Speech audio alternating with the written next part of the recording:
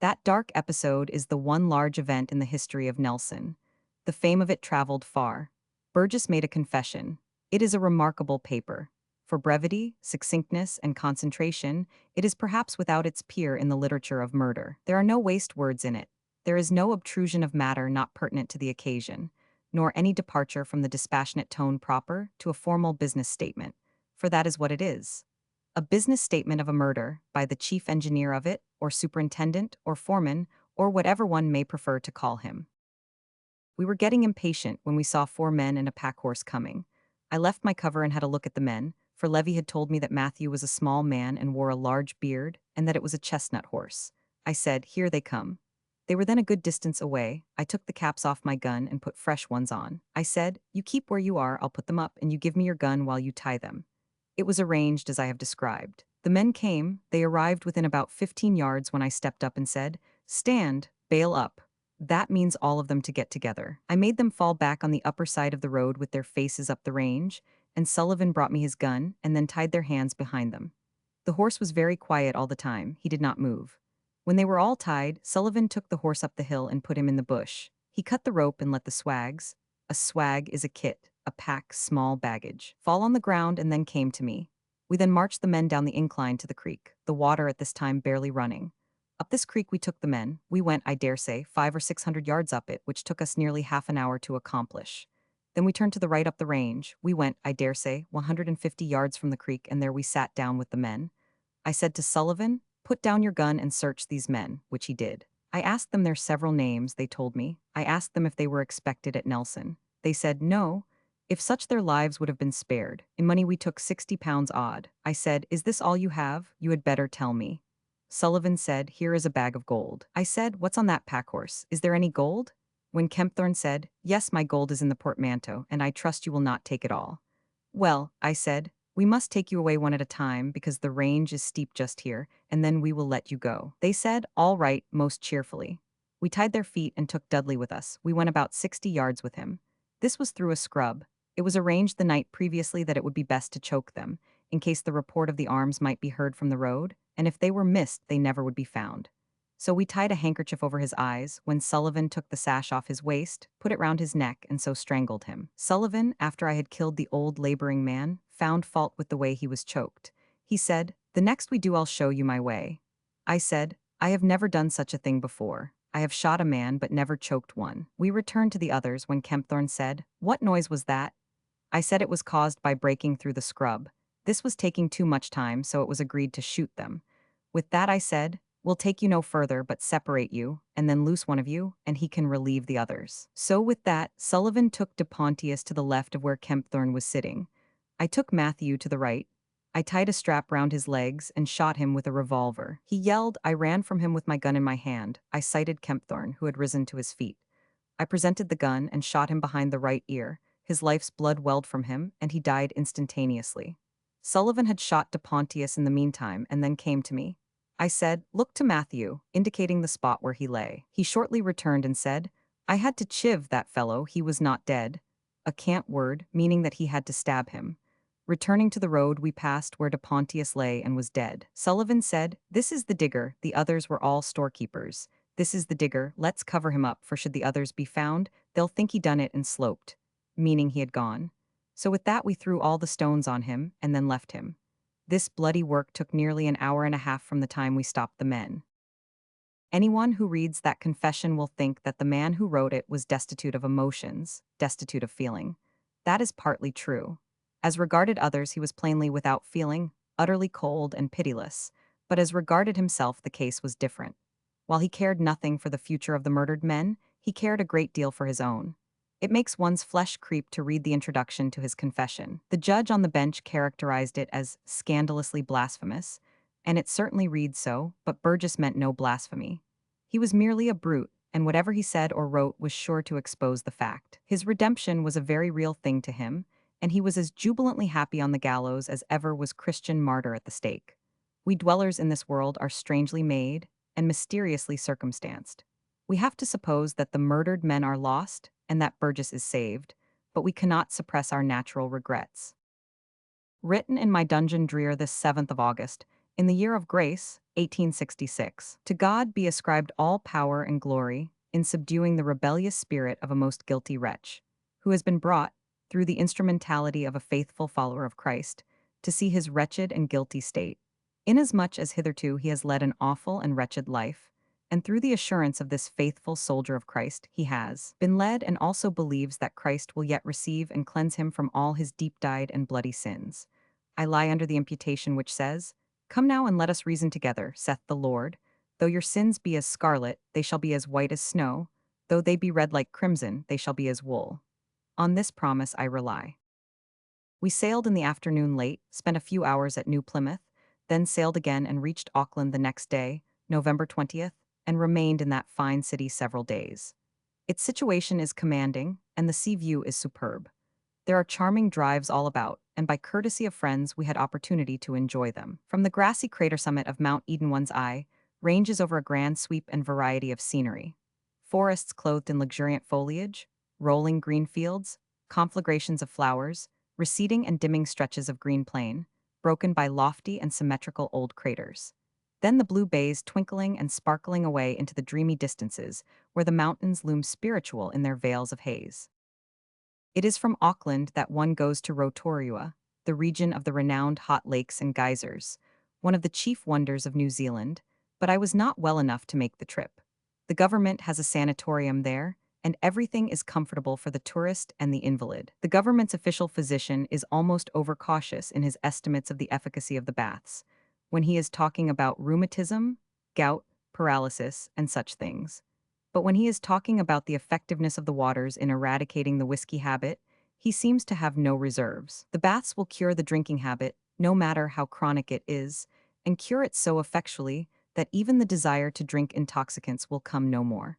There should be a rush from Europe and America to that place. And when the victims of alcoholism find out what they can get by going there, the rush will begin.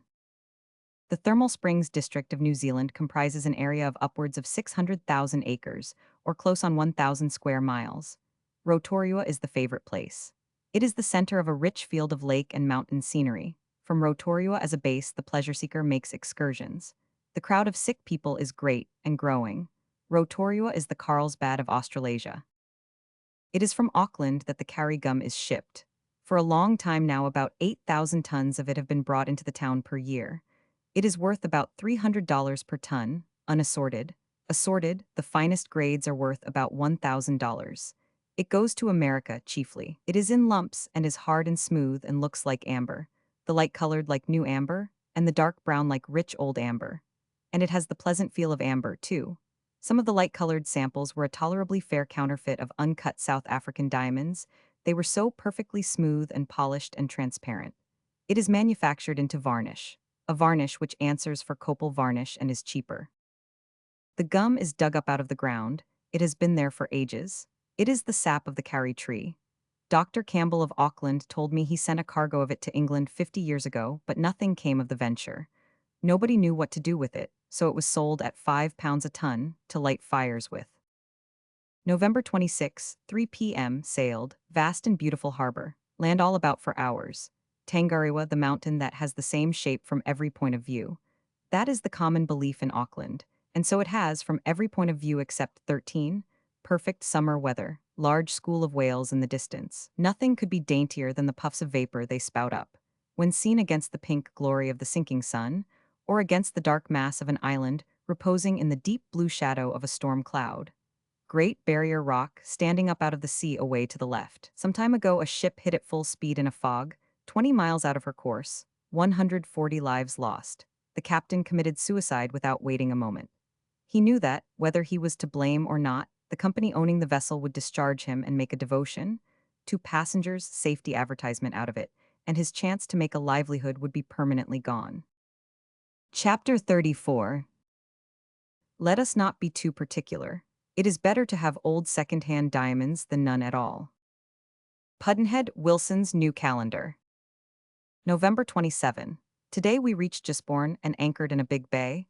There was a heavy sea on, so we remained on board. We were a mile from shore. A little steam tug put out from the land. She was an object of thrilling interest. She would climb to the summit of a billow, reel drunkenly there a moment, dim and gray in the driving storm of spindrift, then make a plunge like a diver and remain out of sight until one had given her up. Then up she would dart again, on a steep slant toward the sky, shedding Niagaras of water from her forecastle. And this she kept up, all the way out to us. She brought 25 passengers in her stomach, men and women, mainly a traveling dramatic company.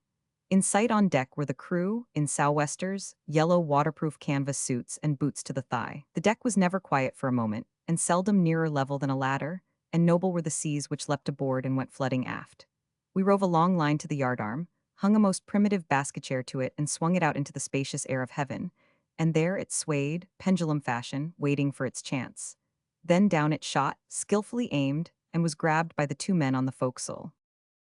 A young fellow belonging to our crew was in the chair, to be a protection to the ladysomers. At once a couple of ladies appeared from below, took seats in his lap, we hoisted them into the sky, waited a moment till the roll of the ship brought them in overhead, then we lowered suddenly away and seized the chair as it struck the deck. We took the 25 aboard and delivered 25 into the tug, among them several aged ladies and one blind one, and all without accident. It was a fine piece of work. Ours is a nice ship, roomy, comfortable, well-ordered, and satisfactory. Now and then we step on a rat in a hotel, but we have had no rats on shipboard lately, unless, perhaps in the Flora, we had more serious things to think of there and did not notice. I have noticed that it is only in ships and hotels which still employ the odious Chinese gong that you find rats.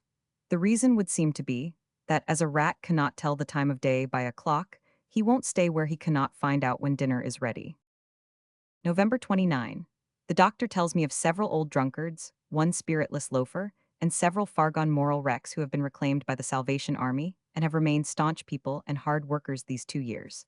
Wherever one goes, these testimonials to the Army's efficiency are forthcoming. This morning we had one of those whizzing green Ballarat flies in the room, with his stunning buzzsaw noise, the swiftest creature in the world except the lightning flash. It is a stupendous force that is stored up in that little body.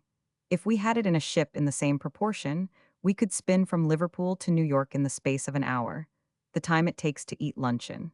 The New Zealand express train is called the Ballarat Fly. Bad teeth in the colonies.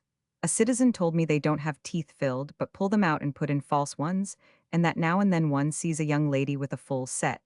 She is fortunate. I wish I had been born with false teeth and a false liver and false carbuncles. I should get along better. December 2, Monday. Left Napier in the Ballarat Fly, the one that goes twice a week. From Napier to Hastings, 12 miles, time 55 minutes, not so far short of 13 miles an hour.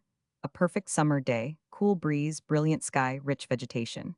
2 or 3 times during the afternoon we saw wonderfully dense and beautiful forests, tumultuously piled skyward on the broken highlands, not the customary roof-like slant of a hillside, where the trees are all the same height. The noblest of these trees were of the Kari breed, we were told, the timber that is now furnishing the wood paving for Europe, and is the best of all wood for that purpose. Sometimes these towering upheavals of forestry were festooned and garlanded with vine cables, and sometimes the masses of undergrowth were cocooned in another sort of vine of a delicate cobwebby texture.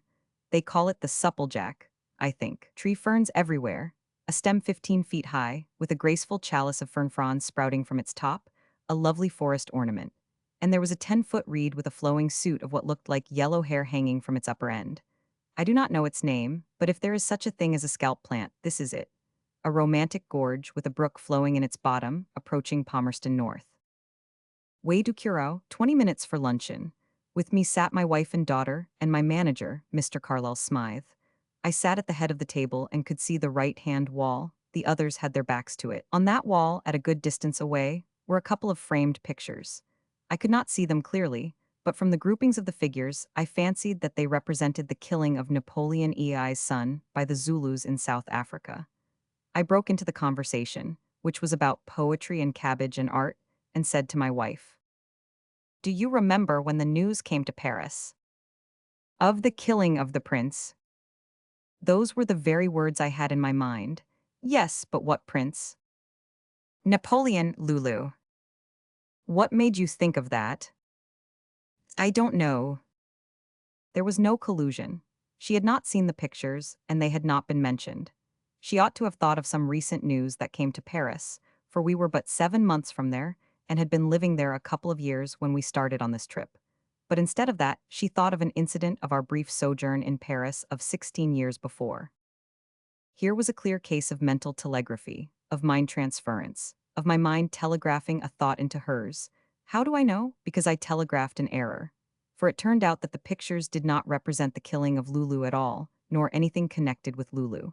She had to get the error from my head. It existed nowhere else. Chapter 35. The autocrat of Russia possesses more power than any other man in the earth, but he cannot stop a sneeze. Pudd'nhead Wilson's New Calendar. Wanganui, December 3. A pleasant trip yesterday per Ballarat fly. 4 hours. I do not know the distance, but it must have been well along toward 50 miles. The fly could have spun it out to 8 hours and not discommoded me. For where there is comfort and no need for hurry, speed is of no value, at least to me. And nothing that goes on wheels can be more comfortable, more satisfactory, than the New Zealand trains. Outside of America, there are no cars that are so rationally devised. When you add the constant presence of charming scenery and the nearly constant absence of dust, well, if one is not content then, he ought to get out and walk. That would change his spirit, perhaps. I think so. At the end of an hour you would find him waiting humbly beside the track and glad to be taken aboard again. Much horseback riding, in and around this town. Many comely girls in cool and pretty summer gowns. Much Salvation Army, lots of Maris. The faces and bodies of some of the old ones very tastefully frescoed. Mari Council House over the river, large, strong, carpeted from end to end with matting, and decorated with elaborate wood carvings, artistically executed. The Maris were very polite. I was assured by a member of the House of Representatives that the native race is not decreasing, but actually increasing slightly. It is another evidence that they are a superior breed of savages. I do not call to mind any savage race that built such good houses, or such strong and ingenious and scientific fortresses, or gave so much attention to agriculture, or had military arts and devices which so nearly approached the white man's. These, taken together with their high abilities in boat building, and their tastes and capacities in the ornamental arts modify their savagery to a semi-civilization, or at least to a quarter civilization. It is a compliment to them that the British did not exterminate them, as they did the Australians and the Tasmanians, but were content with subduing them, and showed no desire to go further. And it is another compliment to them that the British did not take the whole of their choicest lands, but left them a considerable part, and then went further and protected them from the rapacities of land sharks, a protection which the New Zealand government still extends to them. And it is still another compliment to the Maoris that the government allows native representation in both the legislature and the cabinet, and gives both sexes the vote.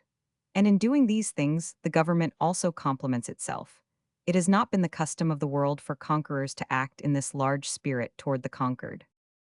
The highest class white men who lived among the Maoris in the earliest time had a high opinion of them and a strong affection for them.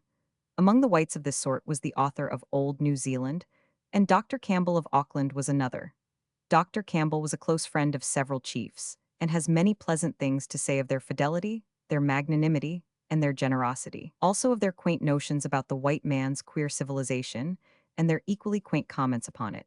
One of them thought the missionary had got everything wrong end first and upside down.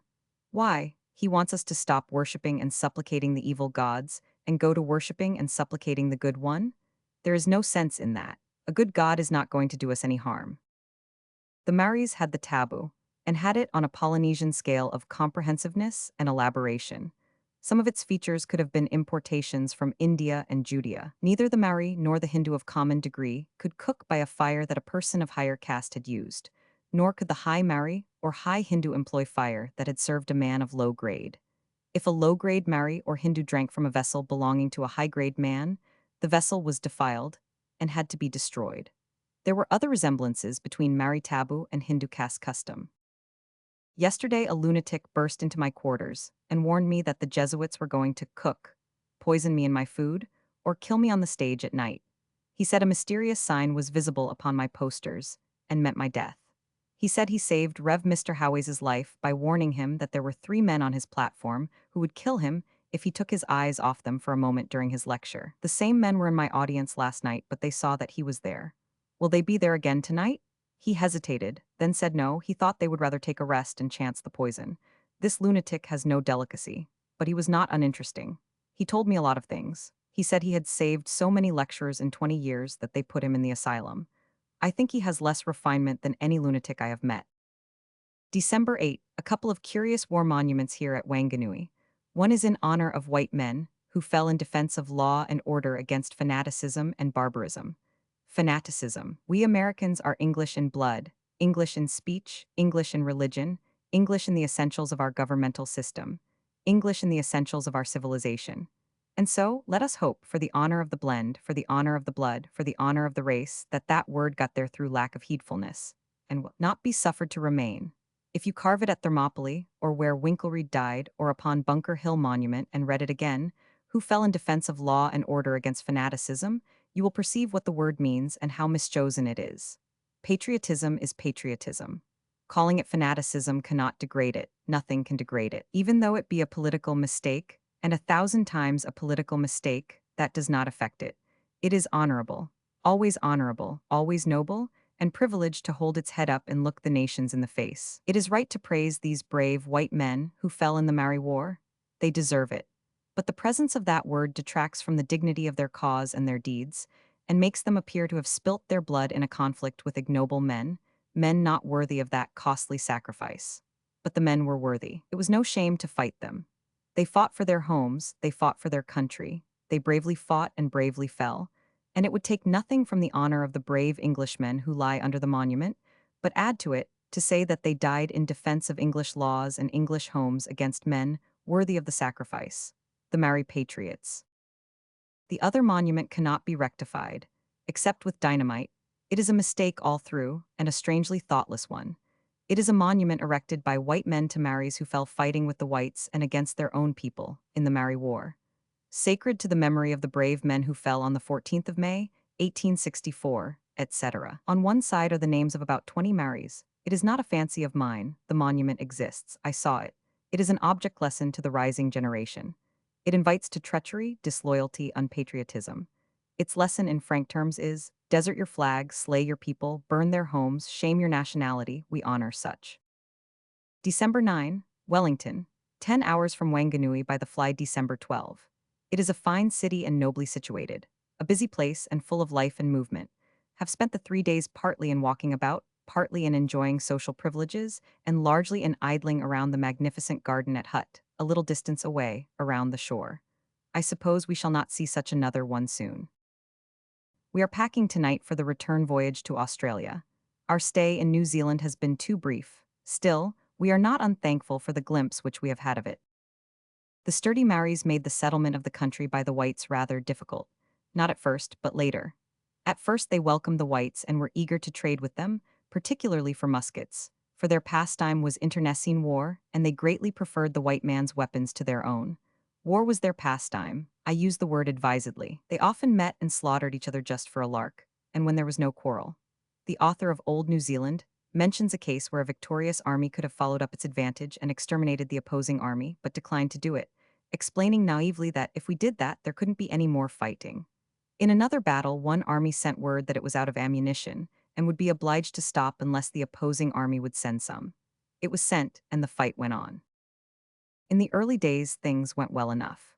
The natives sold land without clearly understanding the terms of exchange, and the whites bought it without being much disturbed about the natives' confusion of mind. But by and by the Maori began to comprehend that he was being wronged. Then there was trouble, for he was not the man to swallow a wrong and go aside and cry about it. He had the Tasmanian's spirit and endurance, and a notable share of military science besides, and so he rose against the oppressor, did this gallant, fanatic, and started a war that was not brought to a definite end until more than a generation had sped. Chapter 36. There are several good protections against temptations, but the surest is cowardice. Pudd'nhead Wilson's New Calendar. Names are not always what they seem. The common Welsh name BZJXXLLWEP is pronounced Jackson. Pudd'nhead Wilson's New Calendar. Friday, December 13. Sailed at 3 p.m. in the Mararoa.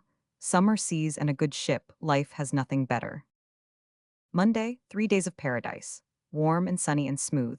The sea a luminous Mediterranean blue. One lolls in a long chair all day under deck awnings and reads and smokes in measureless content. One does not read prose at such a time but poetry. I have been reading the poems of Mrs. Julia A. Moore again, and I find in them the same grace and melody that attracted me when they were first published, 20 years ago, and have held me in happy bonds ever since. The sentimental songbook has long been out of print, and has been forgotten by the world in general, but not by me. I carry it with me always, it and Goldsmith's deathless story. Indeed, it has the same deep charm for me that The Vicar of Wakefield has, and I find in it the same subtle touch. The touch that makes an intentionally humorous episode pathetic and an intentionally pathetic one funny. In her time, Mrs. Moore was called the Sweet Singer of Michigan, and was best known by that name. I have read her book through twice today, with the purpose of determining which of her pieces has most merit, and I am persuaded that for wide grasp and sustained power, William Upson may claim first place. William Upson, heir, the Major's only son. Come all good people far and near. Oh, come and see what you can hear. It's of a young man true and brave, that is now sleeping in his grave. Now, William Upson was his name. If it's not that, it's all the same. He did enlist in a cruel strife, and it caused him to lose his life. He was Perry Upson's eldest son. His father loved his noble son. This son was 19 years of age when first in the rebellion he engaged. His father said that he might go, but his dear mother, she said no. Oh, stay at home, dear Billy, she said. But she could not turn his head. He went to Nashville, in Tennessee. There his kind friends he could not see. He died among strangers, so far away. They did not know where his body lay. He was taken sick and lived 4 weeks. And oh, how his parents weep. But now they must in sorrow mourn. For Billy has gone to his heavenly home. Oh, if his mother could have seen her son. For she loved him, her darling son. If she could heard his dying prayer, it would ease her heart till she met him there. How it would relieve his mother's heart to see her son from this world depart, and hear his noble words of love, as he left this world for that above. Now it will relieve his mother's heart, for her son is laid in our graveyard. For now she knows that his grave is near. She will not shed so many tears, although she knows not that it was her son. For his coffin could not be opened. It might be someone in his place, for she could not see his noble face. December 17, reached Sydney. December 19, in the train, fellow of 30 with 4 valises, a slim creature with teeth which made his mouth look like a neglected churchyard. He had solidified hair, solidified with pomatum, it was all one shell. He smoked the most extraordinary cigarettes, made of some kind of manure, apparently. These and his hair made him smell like the very nation. He had a low-cut vest on, which exposed a deal of frayed and broken and unclean shirt front. Showy studs of imitation gold, they had made black discs on the linen. Oversized sleeve buttons of imitation gold, the copper base showing through. Ponderous watch chain of imitation gold.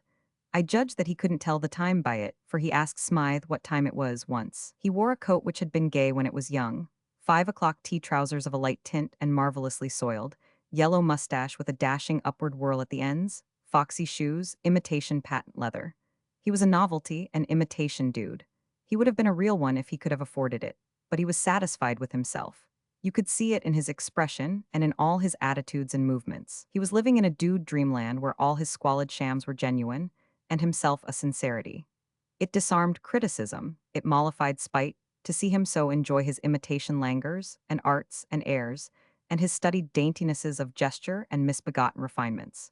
It was plain to me that he was imagining himself the Prince of Wales, and was doing everything the way he thought the prince would do it. For bringing his 4 valises aboard and stowing them in the nettings, he gave his porter 4 cents, and lightly apologized for the smallness of the gratuity, just with the condescendingest little royal air in the world. He stretched himself out on the front seat and rested his pomatum cake on the middle arm, and stuck his feet out of the window, and began to pose as the prince and work his dreams and languors for exhibition.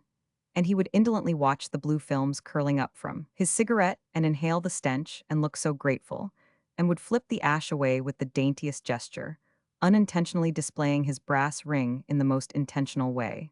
Why, it was as good as being in Marlborough House itself to see him do it so like. There was other scenery in the trip. That of the Hawkesbury River in the National Park region, fine extraordinarily fine, with spacious views of stream and lake imposingly framed in woody hills, and every now and then the noblest groupings of mountains and the most enchanting rearrangements of the water effects. Further along, green flats, thinly covered with gum forests, with here and there the huts and cabins of small farmers engaged in raising children. Still further along, arid stretches, lifeless and melancholy. Then Newcastle, a rushing town, capital of the rich coal regions. Approaching Scone, wide farming and grazing levels, with pretty frequent glimpses of a troublesome plant, a particularly devilish little prickly pear, daily damned in the orisons of the agriculturist, imported by a lady of sentiment and contributed gratis to the colony. Blazing hot all day. December 20, back to Sydney. Blazing hot again. From the newspaper and from the map, I have made a collection of curious names of Australasian towns with the idea of making a poem out of them. Tumut, Taki, Murray-Wallumbah, Burrell, Ballarat, Mullingadri, Murrurundi, Wagga, Wyalong, Murrumbidgee, Gumaru, Woluwe, Wangari, Wendilla, Waira, Capio, Yankalilla, Sereniaka, Yakamorundi, Kewaka, Kumaru, Toranga, Geelong, Tongariro, Kaikoura, Wakatipu, Duhipara, Waitbinga, Golua, Munopera, Nankita, Maipunga, Kapunda, Koringa, Spinola, Nangwari, Kungurung, Komum, Cooleywardy, Killanula, Naracoorte, Mulawarty, Binham, Wallaroo, Warrega, Mundora, Horaki, Rangariri, Tiwamut, Taranaki, Toowoomba, Gundiwendi, Geralduri, Wangaroa, Wollongong, Woolloomoola, Bimbola, Coolgardie, Bendigo, Coonamble, Cootamundra, Woolgoolga, Mitagung, Jamberoo, Condapiringa, Cuitbo, Tungkilo, Aukapiringa, Stalunga, Yatala, Parawara, Muraru, Wangari, Wollondunga, Boolaroo, Pernadi, Parramatta, Tarum, Narrandera, Deniliquin, Kewakawa. It may be best to build the poem now and make the weather help. A sweltering day in Australia. To be read soft and low with the lights turned down.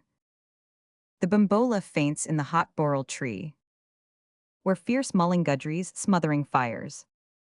Far from the breezes of Coolgardie, burn ghastly and blue as the day expires. And Murray-Wallumbah complaineth in song, for the garlanded bowers of Woolloomoola, and the Ballarat fly and the lone Wollongong. They dream of the gardens of Jamberoo. The wallaby sighs for the Murrumbidgee, for the velvety sod of the Munopera, where the waters of healing from Mulawardy flow dim in the gloaming by Yaraniaka. The Capio sorrows for lost Woluwe, and sigheth in secret for Murrurundi. The Wangaroo wombat lamenteth the day that made him an exile from Jerilderie. The Tiwamute tumut from Waraga's glade. The Nankita swallow, the Wallaroo swan. They long for the peace of the Timaru shade. And thy balmy soft airs, O sweet Midegang.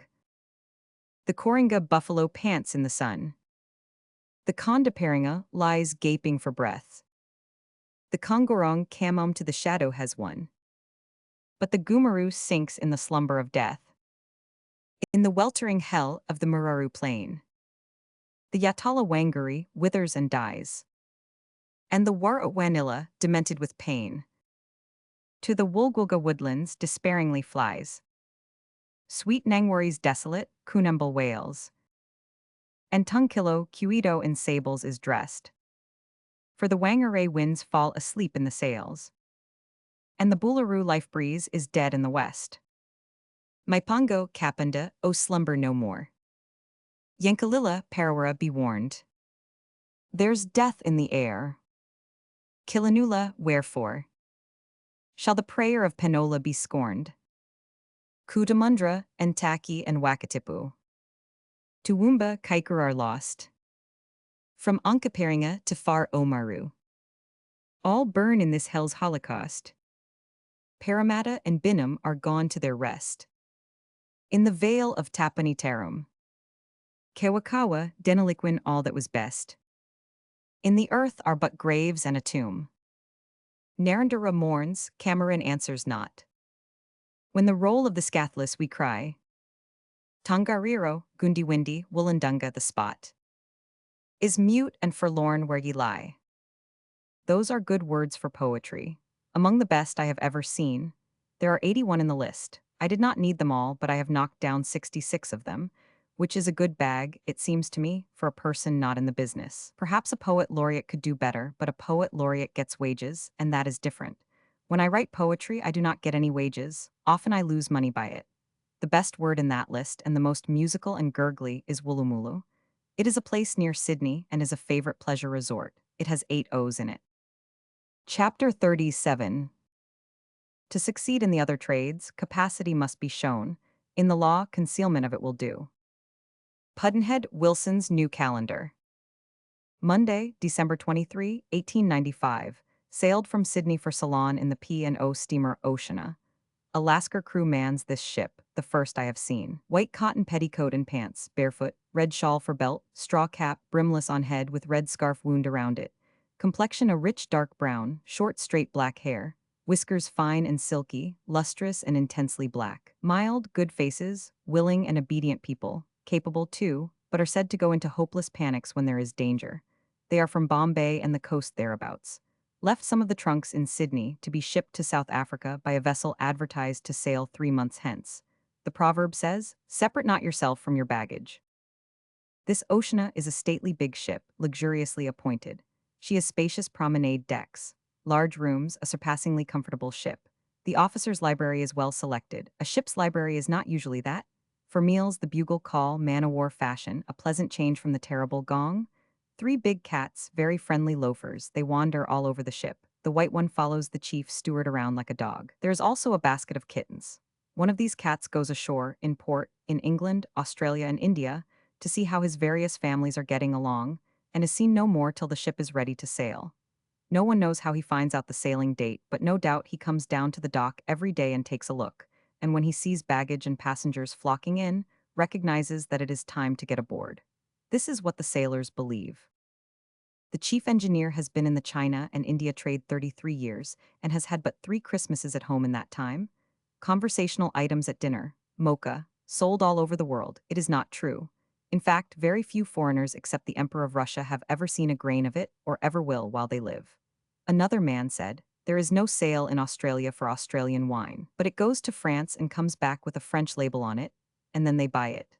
I have heard that the most of the French-labeled claret in New York is made in California, and I remember what Professor S. told me once about Veuve Clicquot, if that was the wine, and I think it was. He was the guest of a great wine merchant whose town was quite near that vineyard, and this merchant asked him if very much VC was drunk in America. "Oh yes," said S., "a great abundance of it. Is it easy to be had? Oh, yes, easy as water. All first and second class hotels have it. What do you pay for it? It depends on the style of the hotel, from 15 to 25 francs a bottle. Oh, fortunate country. Why, it's worth 100 francs right here on the ground. No. Yes. Do you mean that we are drinking a bogus Veuve Clicquot over there? Yes, and there was never a bottle of the genuine in America since Columbus's time.